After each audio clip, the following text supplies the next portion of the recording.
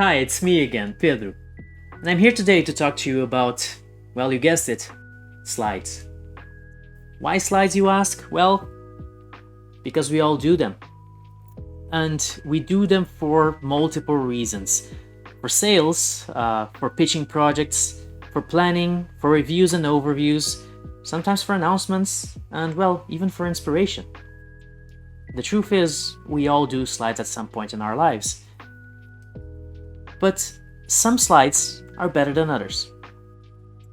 For example, this one on how to make a good first impression, or this one on how rivers are formed, or this beautiful roadmap, or this intro to cognitive overload. What they all have in common is that they are very bad ways of presenting ideas. They are all big no's when we talk about doing high quality presentations. But why are they so bad? And even more importantly, how can you be better at it?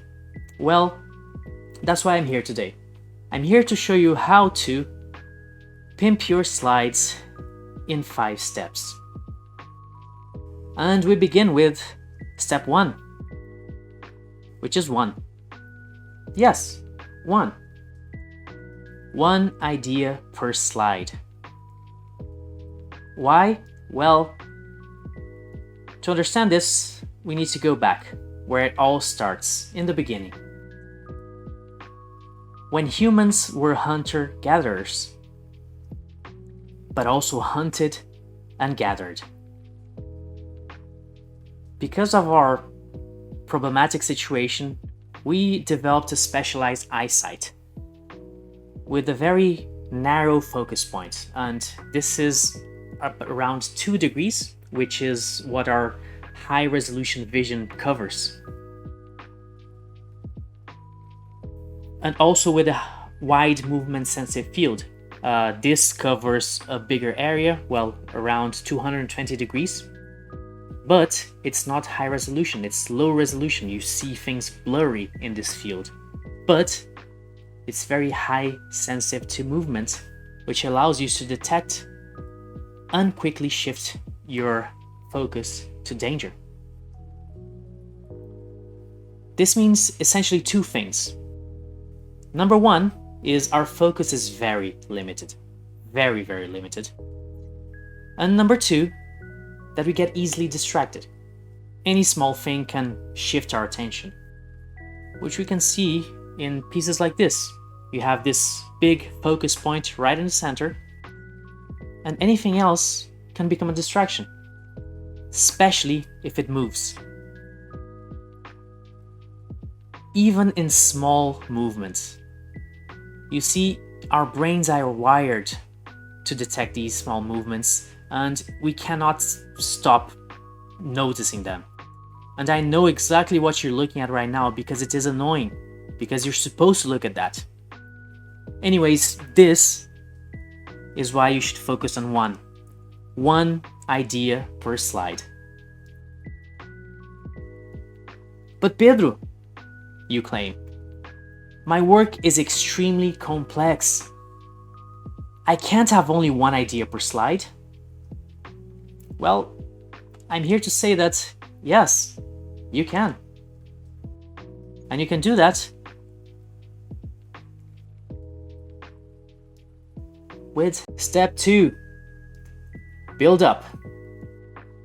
What does it mean to build up? Well, it means to start small, then add up, and step by step, you build your point. Not clear yet? Well, let's work on a more concrete example. Let's talk about something complex. Let's talk about the life cycle of a star. This is more or less how it looks. And yes, if I give you a graphic like this, you might be able to figure out, start at the beginning, finish at the end. But what if instead I just presented you this, a nebula, a birthplace of most stars, a giant cloud of gas, dust, and radiation that starts picking its pieces together and starts forming protostars.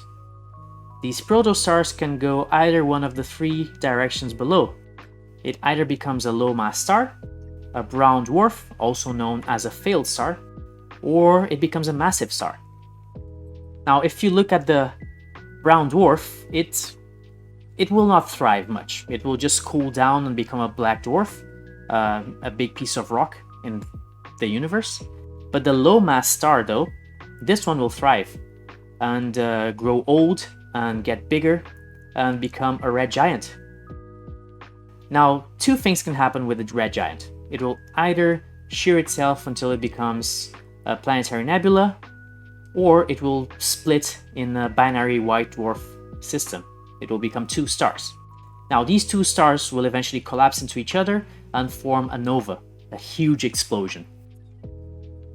Now, either the planetary nebula or the nova will become exactly the same thing. They will turn into a white dwarf, a small, bright star that will eventually cool down to become a black dwarf, or again, a big piece of rock in the universe.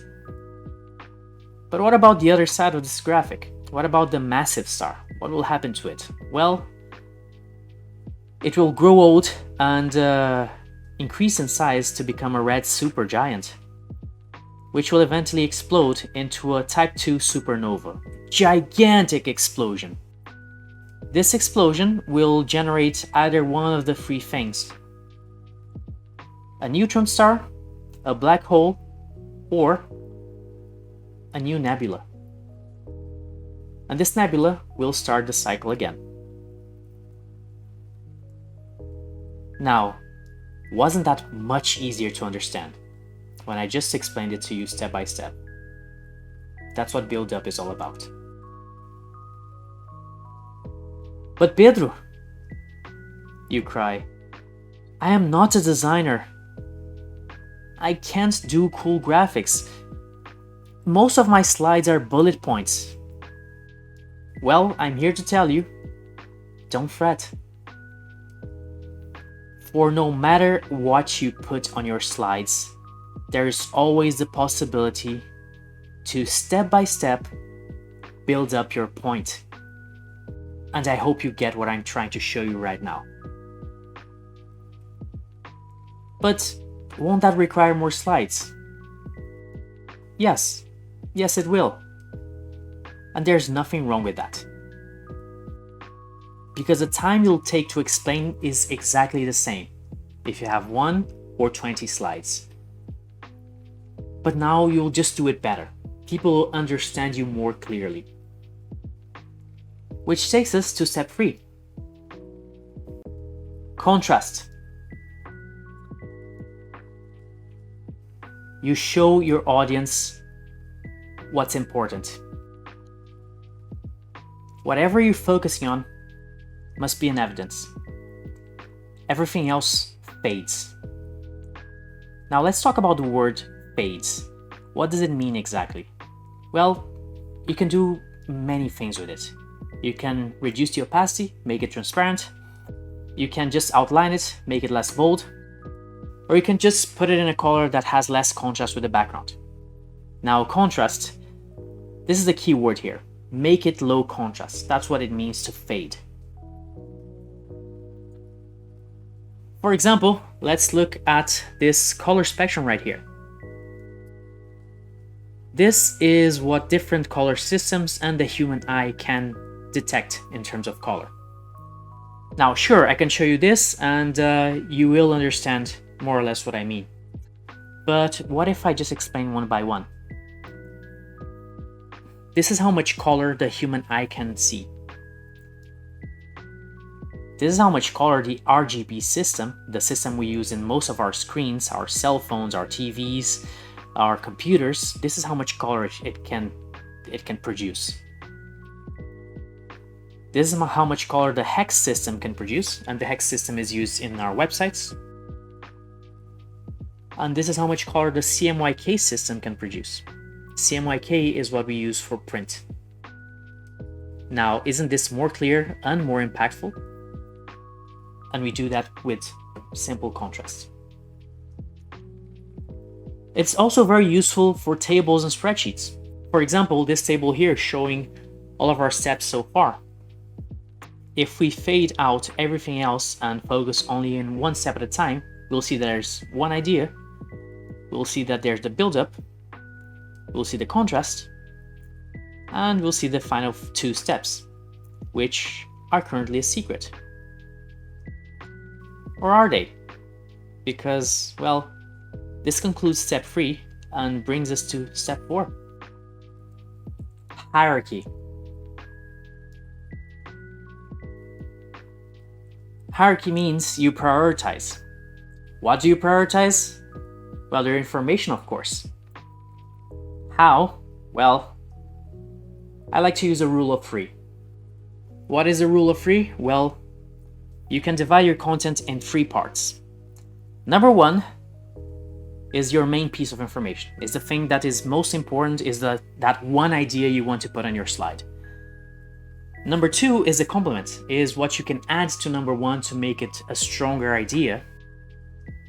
And number 3 is the good to know. Maybe it's a reference, maybe it's an additional piece of information, or something that people might find amusing. Now, these 3 are what you're going to put on your slide at any single point. And you see that there's already a difference in size in here, and that is how it's supposed to be. Your number 1 must be the biggest piece of information you have, number 2 needs to be smaller, and number 3 almost invisible. And you can shift their positions in here, and you'll still look at number 1 first because it's the biggest piece. So you'll still read this in order according to its size, from biggest to smallest. Now, if you try and change the size, things suddenly shift. Now you're not looking at number 1 anymore, although it is supposed to be your most important piece. You are looking at number 3 first, because it's the biggest one, and our eyes are drawn towards it. And then after that, you'll see number 1, and after you'll see number 2 in there. So this is a simple way for you to determine hierarchy. Make number 1 the biggest thing on your slide, and then just decrease sizes till number 3. Now, for example, I have this slide here that talks about how design, contrary to popular belief, is an objective discipline, not a subjective one. And I have one big graphic, one title, and one small piece of text. And of course, the biggest piece of information in here, which is the image, will be number 1, followed by the title, and then the text. But what if I decide to exchange the image for a piece of text here? Things get a bit more confusing, don't they? Well, they don't need to be. We can just reduce the contrast in one of the pieces here, and that will in turn lower its hierarchical position, meaning that now this is number 2 because it's less visible, and number 1 is the big title, while number 3 is the small piece of text. And this brings us to our final step. Step 5, a story. Now, why is a story important? Well, to understand that, we need to go back to the beginning, when our ancestors would gather together to tell stories. And as time passed and civilizations grew through different languages, across different cultures, and technological development, we told stories. And we are still telling stories. And it's a multi-billion-dollar industry.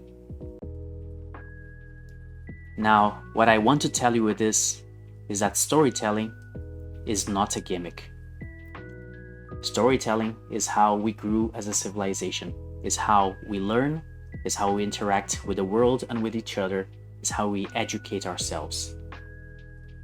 And knowing this, you yet again exclamate, "But Pedro, I am not a performer. I am not an actor. I can't dance. I can't tell stories." But I am here to tell you, yes, you can. All you need is a structure. And the structure I would suggest is a rule of three. And no, not the same one as in hierarchy. This is a different rule of three. We start with 1, which is the beginning to our story. Then we follow up to 2, which is the development to our story. And then finish with 3, the ending, the conclusion to our story. Now, there's many ways of doing this. In cinema, for example, you will have the Act 1, Act 2, and Act 3, respectively. If you ask a salesperson, they'll tell you that they usually will try to start with a problem, call up an ambition, and then present a solution. And if we talk to a marketer, this is one of my personal favorites actually, they'll tell you that usually you can go with a what, a why, and a how. Now at this point, you might be tempted to stop me and say, "Hey Pedro, you talk about rules of three, yet you're presenting 5 steps. What's with that?" Well, you are correct. This presentation has 5 steps. But each one of these steps has a what, a why, and a how. You don't believe me? Well, let's go back to step 1. One idea. That's the what. The what is in the title. One idea per slide. That's what you must do.